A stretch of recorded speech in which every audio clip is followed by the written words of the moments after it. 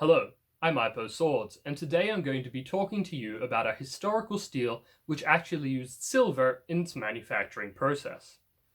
This video is of course inspired by the Witcher series. In The Witcher, Geralt, a monster hunter, uses a steel sword to kill humans and a silver sword to kill magical entities and monsters. This is of course a fantasy series. However, there is a historical steel which used silver in its manufacturing, and that steel is crucible steel from Bukhara, Uzbekistan. Because this is a historical video, I'm going to have to refer to a historical source. In order to do that, I have this book, Arms and Armour of Iran by Khorasani.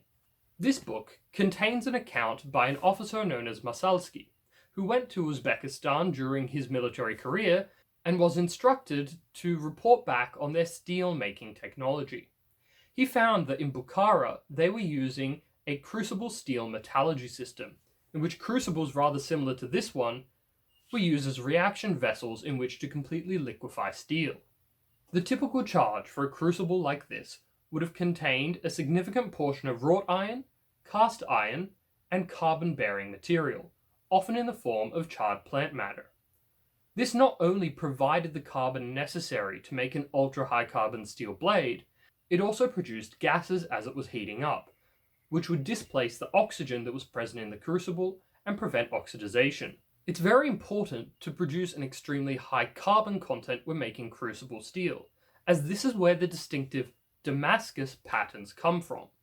The high carbon steel, being hypereutectoid above 0.08%, is what causes the precipitation of cementite, an extremely hard carbide that forms the white patterns that you see in crucible steel. There are also several key impurities which are necessary to form pretty patterns in crucible steel, and I've done completely separate videos about that topic.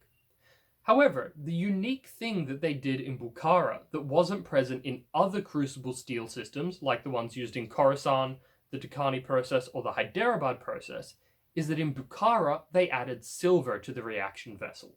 In Bukhara, once they got the crucible up to melting temperature, the steelmakers would listen out to hear when it had stopped bubbling. They would remove the lid and add silver to the reaction vessel. The addition of silver could have several different effects, and I hypothesized that they added silver in order to kill the steel. Killing the steel is a modern term, which refers to a method of reducing the amount of oxygen that is present in a molten steel product. In a modern context, we use aluminium in order to kill steel, as it's a relatively highly reactive metal at the temperatures at which steel is molten. When you add aluminium into a molten steel, it converts from aluminium into aluminium oxide by reacting with the oxygen that's in the crucible. By reducing the amount of oxygen, you not only increase yield by preventing the conversion of iron to iron oxide, you also prevent gas bubbles and porosity from forming, which leads to a much higher quality steel product, as each bubble or porosity cavity means you have to forge weld that crucible steel shut. Silver is significantly less reactive than aluminium. However, at the temperatures at which crucible steel is produced, it will still change from silver into silver oxide on contact with oxygen. Because it does this less efficiently, there will be some silver left over, and Massalski actually mentions this in his accounts from 1820. He says that after the crucible has cooled down and the steel is removed, they have to brush off little beads of silver which have accumulated on the top of the crucible steel. Now, of course, this is a very different system of introducing silver into steel than what we read in the Witcher books. Instead of using a silver coating on the outside of a steel core like they do in the books, this introduces silver to the steel itself. However, I still think it's worth noting as a potential historical inspiration by which Sapkowski wrote the Witcher books. A similar example can be seen in his use of meteoric iron in his steel swords for witches. Meteoric iron has historically been used to produce weapons for the extremely wealthy and powerful. For example, Tutankhamun had a meteoric iron dagger made for him. Of course, Tutankhamun had a meteoric iron dagger made because there was no access to iron in his time period. Whereas the witches use meteoric iron because in their universe it is simply a better metal to use for the production of a sword.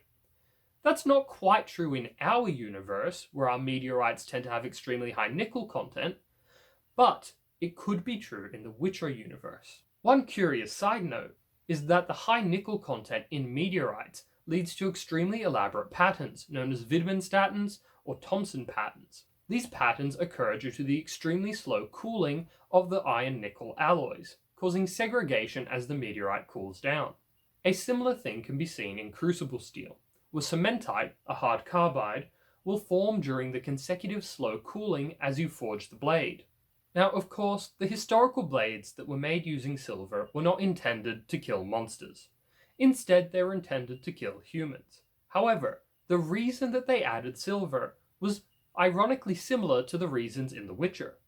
In The Witcher, silver is used because its incredible purity is toxic or intolerable to monsters, whereas in reality, silver was added to increase the purity of the steel. In fact, the word for crucible steel in Persian and in Arabic is pulad and fulad respectively, which etymologically derives from the word pure.